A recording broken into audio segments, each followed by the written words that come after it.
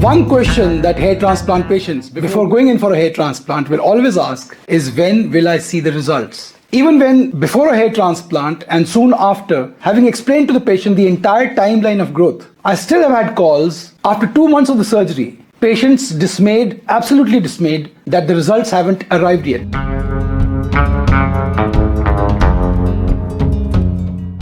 That their condition looks far worse than it was before the hair transplant. But if you too think the same, do not discount the shedding phase, the ugly duckling phase which follows each and every hair transplant, except in a small minority of cases. And I have covered this in great detail in a video to which the link is above. Remember, a watched pot never boils. So trust the process, let nature take its course. But for those who actually want to know the timeline of growth after hair transplant, this video is for you, so hold on and I'll be back.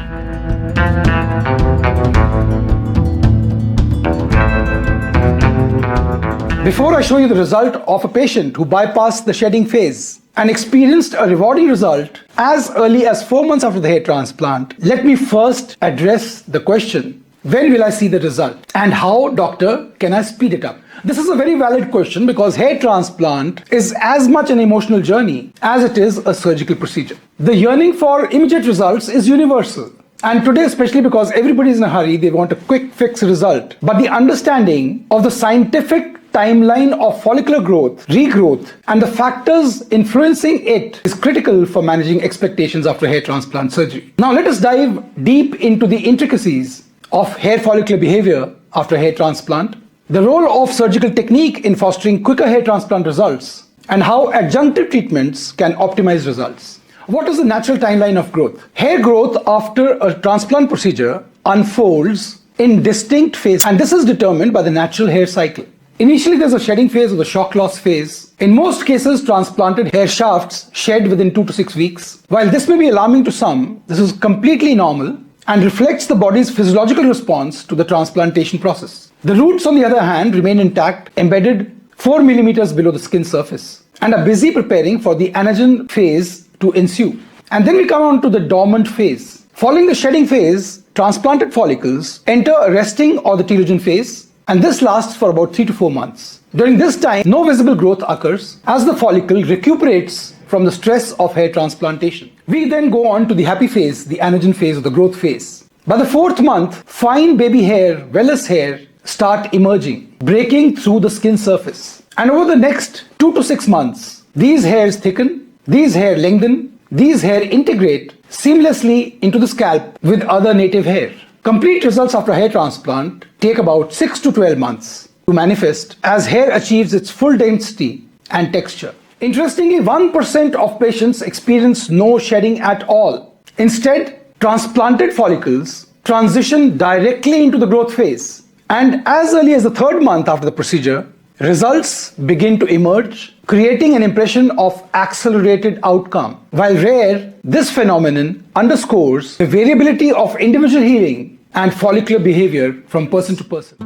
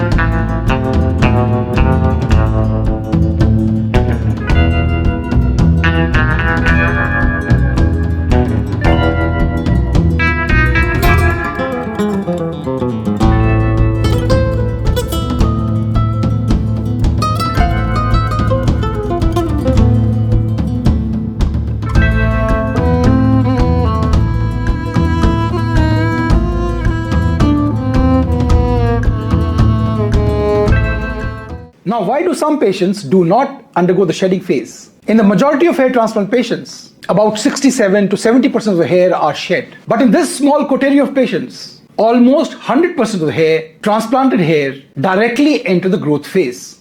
Several factors contribute to this unique phenomenon, and I'm going to list them one by one.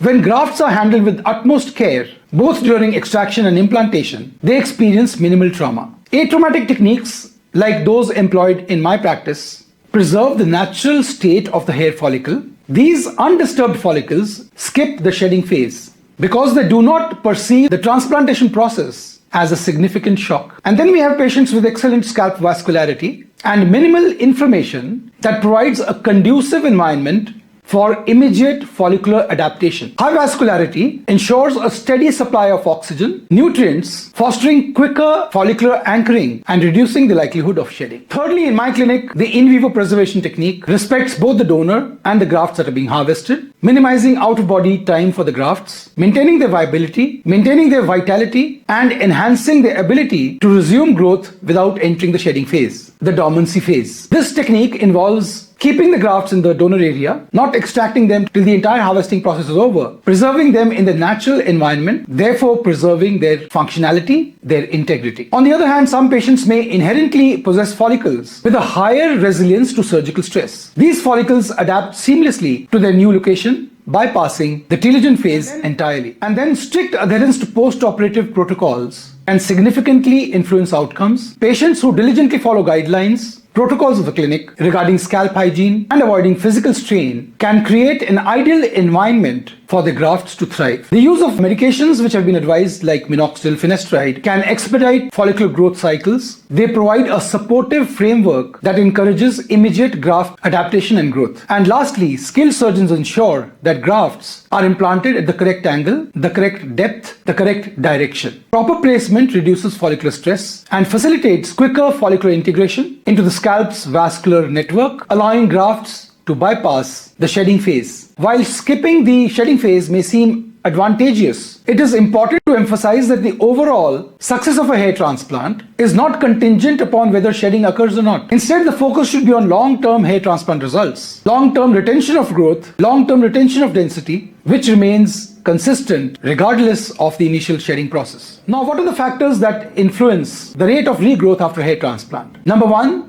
minimizing trauma of surgery, reducing trauma to hair follicles during extraction, during handling, during implantation plays a pivotal role in ensuring quicker and healthier regrowth. In my clinic, I ensure this by using the in vivo preservation of grafts technique. This innovative technique that I've been using for the last 10 years has stood my patients in good stead by reducing out-of-body time of grafts when they are fighting for breath and preserving them in a nutrient-rich solution when they are out. Conditions equivalent to physiological conditions in the scalp from which they have been removed for a short period of time, though most of them remain in the scalp till such time all the grafts are harvested in my in vivo preservation of grafts technique. Shorter out-of-body time ensures that follicles retain their vitality, their resilience, promoting faster adaptation and growth post-transplant. And then using specialized implanters and delicate surgical instruments, grafts are placed by minimally disrupting the surrounding tissue. This reduces inflammation, this reduces the chances of infection and enhances graft survival, facilitating earlier onset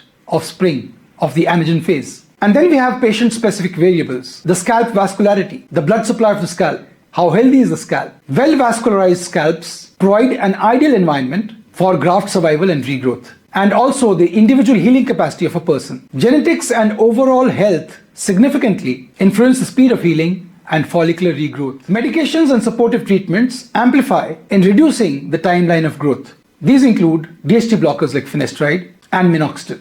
A crucial factor in many cases with extensive baldness in which the donor area is not too healthy, initiating DHT blockers like finasteride 3 months in advance, improving the health of the scalp donor, goes a long way in getting better outcomes. It improves the resilience of the grafts, which withstand the surgical trauma better. And the mechanism through which this is done is that we start 1 milligram finasteride 3 months before, taken daily at night before a hair transplant procedure. Finasteride strengthens the existing native thinning hair as well as the donor hair by reducing the deleterious effects of DHT on the scalp. Healthier follicles in the donor area ensures that the transplanted follicles are robust and more likely to adapt seamlessly to their new location. Also, use of DHT blockers enhances the vascularity of the scalp. Lower DHT levels improve scalp health, increase the vascularity, creating an optimal environment for the grafts to thrive after a hair transplant procedure. Quicker recovery and reduced shedding happens as a corollary to starting Finasteride 3 months in advance. There is reduced post-operative shedding, faster transition into the anagen phase by bypassing the dormant phase entirely in some cases. By halting or slowing the progression of androgenic alopecia, Finasteride protects the surrounding native thinning hair,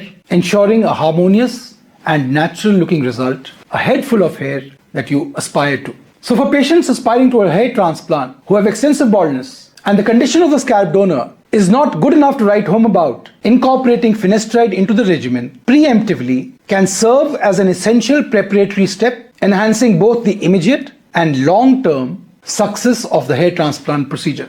And then we come to the very crucial factor, how the slits are made, how minimally traumatic the slits are, and how they contribute to early results and better outcomes. Achieving natural and timely outcomes in hair transplant surgery hinges heavily on the precision of slit making, and more so in the crown area. The crown or the vertex is one of the most challenging areas in hair transplant surgery to reconstruct due to its natural vole pattern, which varies significantly from person to person, and this I have covered in the link above.